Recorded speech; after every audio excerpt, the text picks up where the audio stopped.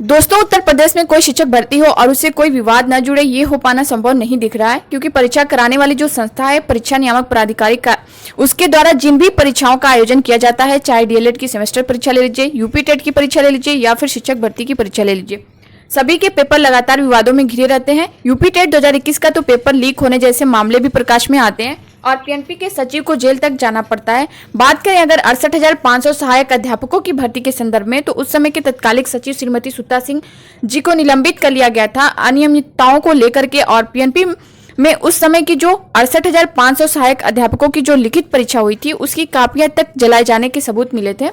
उसके बाद से 69,000 सहायक अध्यापकों की भर्ती में भी पेपर लीक जैसे मामले प्रकाश में आए थे और डीएलएड के प्रत्येक सेमेस्टर की परीक्षा लगातार न्यूज़पेपर में सुर्खियों बनी रहती है कि डीएलएड के पेपर आउट हो गए हैं। और अब ताजा मामला है जूनियर एडेड शिक्षक भर्ती को लेकर के। जैसा कि आपको ज्ञात होगा, अशासकीय सहायता प्राप्त हाई स्कूल में जूनियर सहायक अध्यापक और प्रधानाध्यापक की भर्ती होना प्रस्तावित था, जिसे जूनियर एडेड शिक्षक भर्ती के नाम से आप लोग जानते हैं। इसके बारे में लगातार अभ्यर्थियों के क्वेश्चन आते हैं कि इसकी वर्तमान स्थिति क्या है, क्या कुछ चल रहा है इस भर्ती को लेकर के।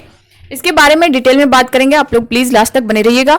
हेलो दोस्तों, आप देख रहे हैं विजडम मास्टर चैनल। अगर आप इस चैनल पर पहली बार विजिट कर रहे हो तो चैनल को सब्सक्राइब करते वक्त बेल आइकन को प्रेस करना न भूलें। दोस्तों, जैसा कि आपको ज्ञात होगा, लगातार शिकायतें मिल रही थी उत्तर प्रदेश शासन को। अभ्यर्थियों ज्ञापन दे रहे थे और पीएनपी सचिव को ज्ञापन दे रहे थे कि जो भर्ती हुई है उसमें बहुत सारी धांधलियां देखने को मिली हैं।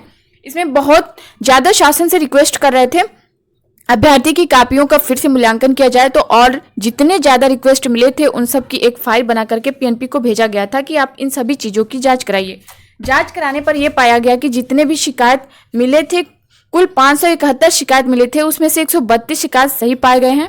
यानी कि जो अभ्यर्थी आरोप लगा रहे थे कि उनके मार्क्स से छेड़छाड़ किया गया है, वो बिल्कुल सही निकला है। अब आप सोच लीजिए कि लाखों की संख्या में इस परीक्षा में अभ्यर्थी सम्मिलित हुए थे। जो एक्टिव होंगे उनमें से 571 ने जाकर के प्रत्यावेदन दिया, जिनकी जांच हुई। अगर सभी एक्टिवली वहां पर जाकर प्रत्यावेदन देते और सबकी जांच होती तो निश्चित तौर पर एक बहुत बड़ा आंकड़ा सामने प्रस्तुत होता। और 132 अगर शिकायतें सही पाई जा रही हैं 571 में से, तो ये भी बहुत बड़ा आंकड़ा है। इसी से अंदाजा लगा सकते हैं कि कितने बड़े स्तर पर घोटाला किया गया है। जो भी एजेंसीज को हायर किया गया था पीएनपी के द्वारा ओएमआर शीट की जांच कराने के संदर्भ में, तो जब पीएनपी बार बार इस प्रकार की गलतियां क्यों करता है, ऐसी संस्था को क्यों ठेका देता है ओएमआर शीट की जांच करने के संदर्भ में, जो कि लगातार विवाद उत्पन्न करती है, या फिर कहीं पीएनपी जानबूझकर तो नहीं इन विवादों को जन्म देता। लगातार ऐसे सवाल हैं जिसका उत्तर मिलना अभी बाकी है। उत्तर प्रदेश शासन को इस पीएनपी संस्था पर भी कड़े कदम उठाने चाहिए। लगातार इसके भी कई ऐसे मामले आए हैं जहां पर क्लर्क्स जो होते हैं पीएनपी में, उनके भी मिली भगत देखने को मिली है। पिछली भर्तियों में गलत तरीके से डॉक्यूमेंट वेरिफिकेशन करा रहे थे पैसे को लेकर के, तो पीएनपी भी लगातार सवालों के घेरे में रही है।